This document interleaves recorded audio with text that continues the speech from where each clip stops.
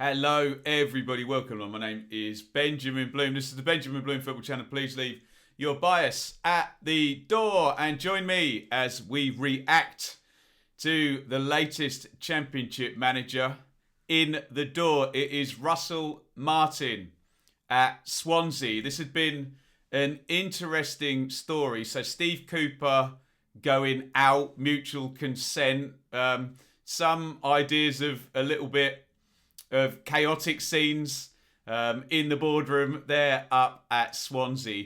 Cooper goes out, and from what I understand, they've known that this was a possibility for a while, at which point we went into the managerial search at Swansea, obviously late into the sort of close season and the Championship kicking off this Friday.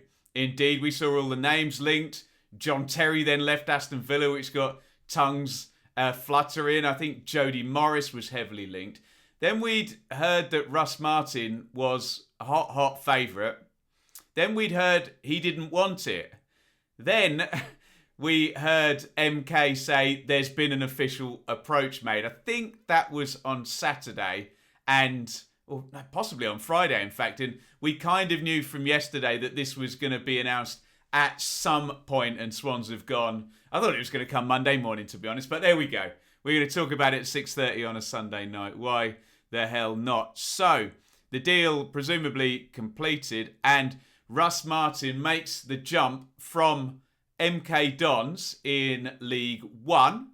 His first season, I believe. There was more information in a sec in the Swansea write-up, up to the Swans, who have just lost their last game, was the Championship playoff final, one game away from the Premier League. He makes the jump, but it's not that straightforward in terms of where Swansea lie in the Championship hierarchy now, because there is a bit of a sensible talk about this, that the parachute payments have run out, certain players have left, and that maybe Steve Cooper was punching for fourth in the first instance. So there's a bit of a sense that he comes in at a time, well, frankly, ripe for a new regime. This is what the Swansea website says. He's only 35. Goodness me.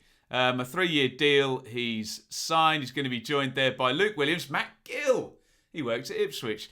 Dean Thornton, Alan Tate is going to continue on. He'd been in temporary charge. This is Julian Winter, the chief exec. Fits the profile of a young and hungry coach who wants to succeed. To be fair to Swansea, we've now had Graham Potter, Steve Cooper and Russ Martin. So that is consistent messaging, and it's not BS. They have been hiring those type of managers. His coaching philosophy is clear. Russell also enjoyed a fine playing career. Played at the top level with Norwich, didn't he? Russ Martin, a right back.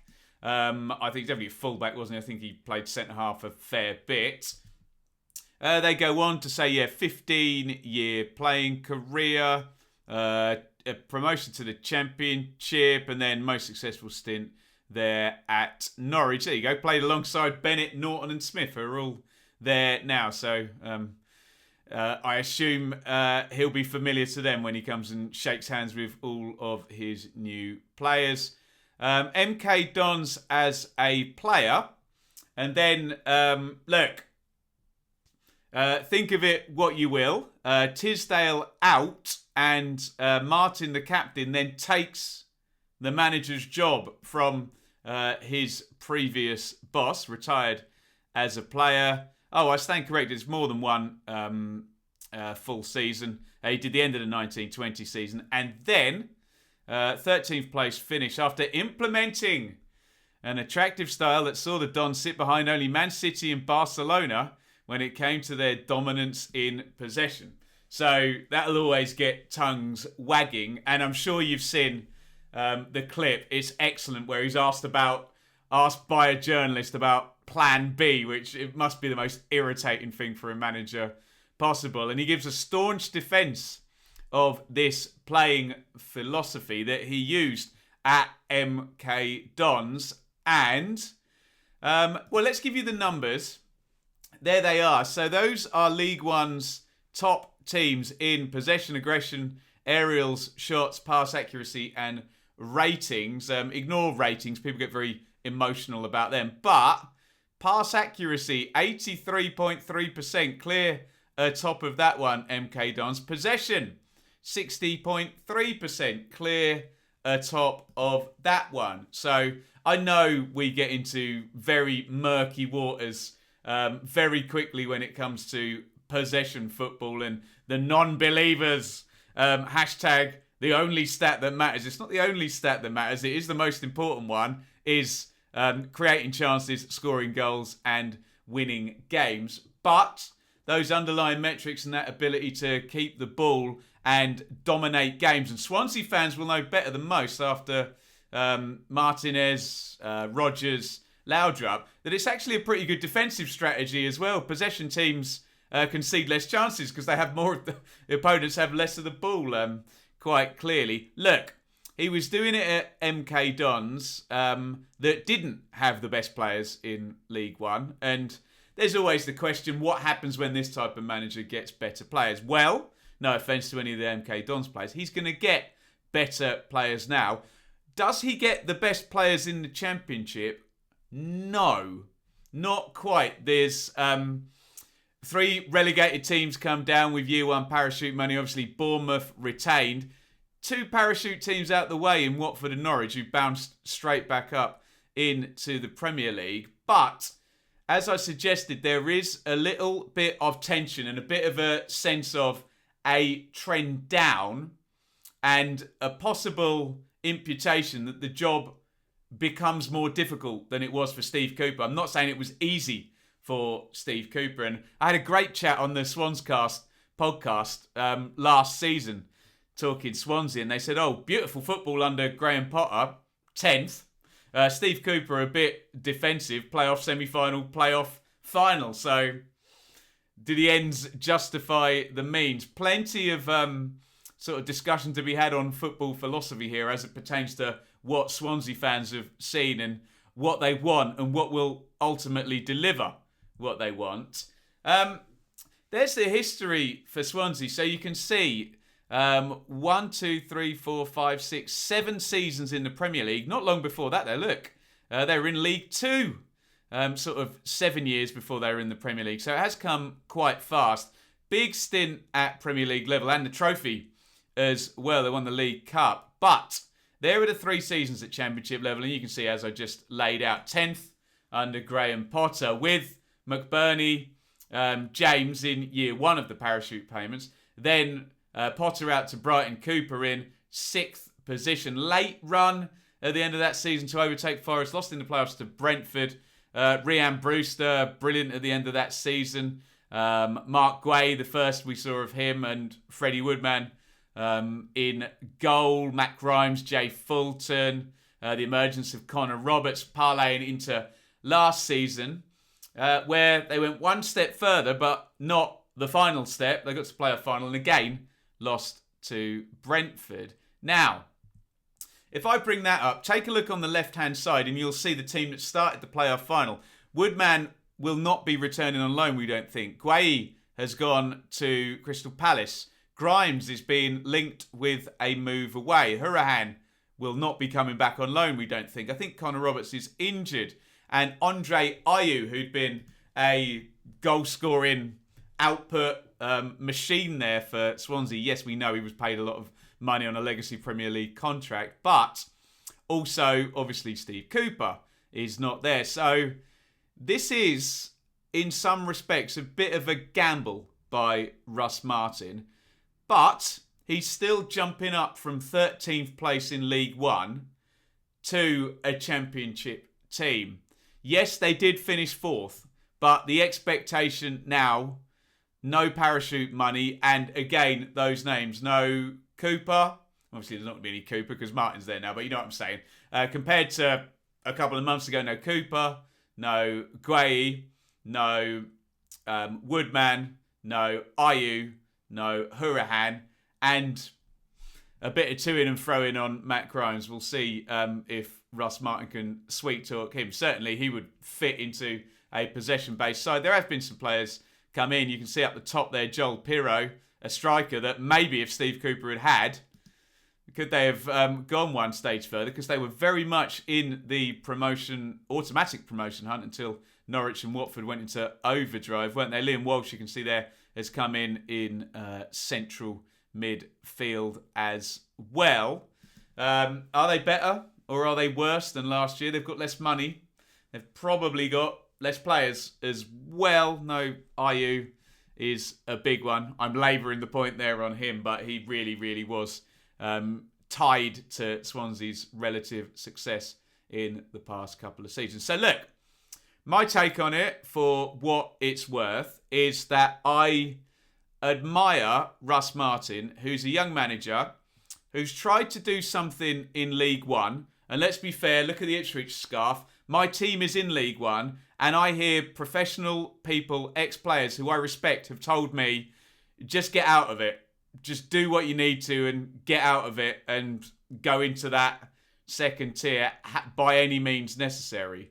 Don't use young players if you don't need to. You don't have to play football. Just get out of it. And Russ Martin in the middle of that league was trying to ping the ball about, and we know often that sort of philosophy develops in year 2, year 3, and that was coming. There's been a couple of good signings at MK, so there was a lot of thought that had Russ Martin stayed at MK, top 8 may well have been the next step from 13th for the MK Dons. So I admire him for, not conforming to type and by any means necessary playing that type of football in League One. And you can't help but admire him when you see him stand up to that journalist with the reductive Plan B idea. And basically, in short, his answer was, that's a load of nonsense. There's plenty of things we can do better than ripping up our philosophy and our strategy and booting the ball down the ground and trying to draw a few games. The long-term game will deliver more was sort of his argument. I admire him for backing himself because, yes, Swansea is a good job. It is a good club. It's been in the Premier League. There will be a trend down, in my opinion, this season from 4th and 6th, and there is less money, frankly. And we do know there is suspicions from the Swans fans about the Swansea owners that has that much been going back in, whilst Joe Roden and Dan James and Ollie McBurney have all stepped out. Maybe not.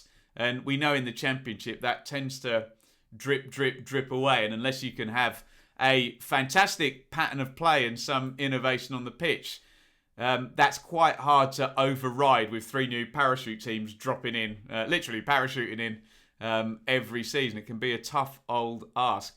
So I admire him for backing himself to move up the level and take the job. I suspect this will be more similar to a Graham Potter Swansea team than a Steve Cooper Swansea team, because Swansea were very aesthetically pleasing under Graham Potter, but finished 10th with Dan James and Ollie McBurney and Bersant Selina and Mike Vanderhorn and some players who would frankly possibly help out now. So it is what it is. Nice Football was 10th, and Steve Cooper and his ability to get through a game without losing a lot of times had them in 6th and 4th. So again, ends and means and a philosophical discussion with no answer, really. Whatever your preference is, your preference, and those people that like that sort of thing will like that sort of thing. So I think it's going to be very patient. I think Swansea fans are going to have to be very patient, and even in comparison to Graham Potter, I should have dragged out his numbers for that 18-19 season at Swansea. To be fair to Graham Potter, that was the season in the Championship where Bielsa didn't go up with Leeds, Darren Moore didn't go up at West Brom with Barnes, Gale and Rodriguez, and Lampard didn't go up with Mount, Tamori and Wilson at Derby. That was a tough season in deference to Graham Potter, tougher than it will be next season. to be fair. So I'm very interested to see what transpires. I feel a bit badly for MK Dons because they really need to get their hire right, and the season starts next week, and he was very ingrained in what they were doing. So they've been a little bit left in the lurch, but that's the football landscape. You take the chances when you're given them. And I mean, you tell me, would it have been safe and not ambitious to stay at MK? He's only 35, for goodness sakes. Or do you back yourself? Do you go for it and get up there into the second tier and start working it? If it's a long contract, then, you know, maybe he can build things up at Swansea. It's certainly going to be interesting. If you're one of those supporters who, anytime a ball is passed across the floor along the back four, starts to yell, "Get it forward! Stop messing about! Get it forward!" You're probably not going to enjoy watching Swansea next season, because they are going to try and progress the ball, keep the ball, but the end point is to create penalty box entrances and create shots, chances, goals, wins. That's step one. If you do all of that, you're looking good. Have they got the quality, the resources to go against the likes of Fulham, West Brom, Sheffield United, Bournemouth up there? We're expecting a possible surge from QPR as well. Can Barnsley keep it up? There's a bit of an open field below those parachute teams. So, hey, maybe now is the time. That is my view on Russ Martin. In short, good luck to him, because I met him after an MK game in Wagamama, and he was very nice to me. I went and took a picture with him, and he gave me the time of day, bless him, and was very cordial. Good luck to him. I admire him for backing himself. I'm sure MK fans will have a different opinion given the proximity to the start of the season. And let's see how extremely possession-based this style is. He's up against Scott Parker for the most passing philosophy in the Championship, let's just say. We'll see how that one all pans out. I've had my say, now you have yours. Get your thoughts in the comments on the hire of Russ Martin. Jumps from MK Dons to Swansea. Whereabouts do you think they are going to be finishing? Will he be able to implement this patient passing, possession style in the face of a possible trend down in resources at the Swans? How is this one going to pan out? Let me know in the comments. Thank you, everybody, for watching. And it's a lovely big over and out from me. Thanks so much for watching. If you enjoyed this video, please hit the like button to see more videos from this channel. Hit the subscribe button, and to be notified every time we upload, ring the bell for those notifications to come through on your device. If you really want to support the channel and me as a content creator, I will be eternally grateful if you head over to the merch store and grab something, or support over on Patreon, patreon.com/Benjamin Bloom. Thank you for your time. Go and watch another video.